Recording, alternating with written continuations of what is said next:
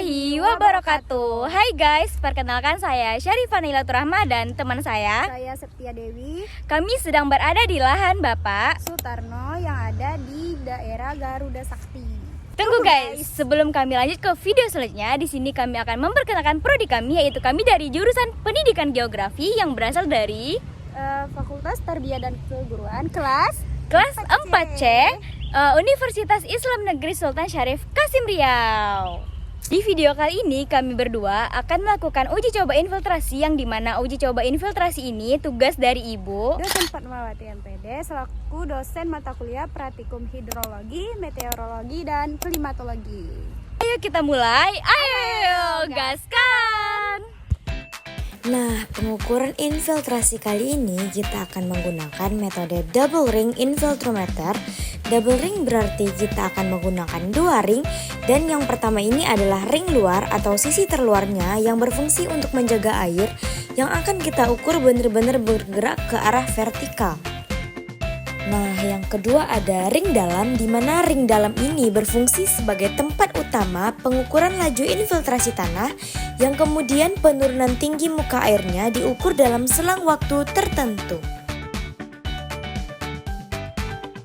Alat dan bahan selanjutnya ada air sebagai bahan untuk uji coba infiltrasi, serta cangkul dan tabel pengukuran infiltrasi yang berfungsi untuk mencatat dan menyusun data hasil pengamatan selama proses pengukuran infiltrasi berlangsung. Tabel ini memudahkan kita dalam melihat perubahan tinggi muka air, waktu pengamatan, serta menghitung laju infiltrasi tanah. Alat terakhir ada pena serta penggaris yang digunakan untuk melihat penurunan muka air pada selang waktu tertentu, sehingga dapat kita ketahui jumlah air yang meresap ke dalam tanah. Teman-teman semuanya, di video kali ini saya akan menjelaskan mengenai infiltrasi. Teman-teman juga pasti bertanyakan, apa sih infiltrasi itu? Jadi, infiltrasi ini merupakan proses masuknya air dari permukaan ke dalam tanah.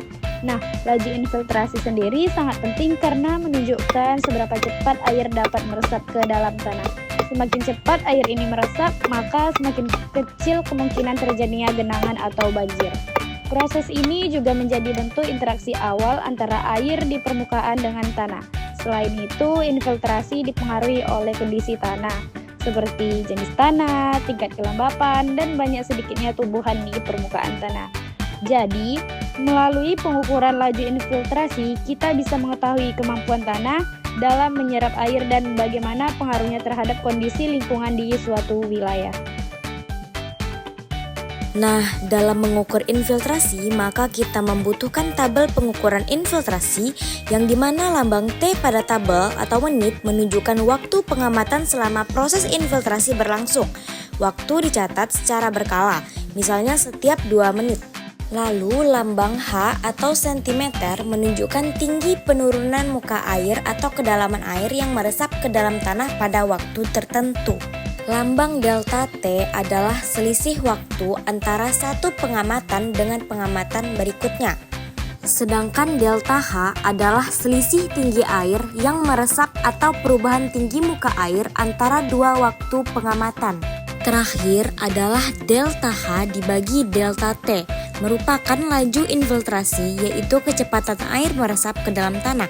Nilai ini diperoleh dengan membagi perubahan tinggi air atau delta H dengan selisih waktu pengamatan delta T.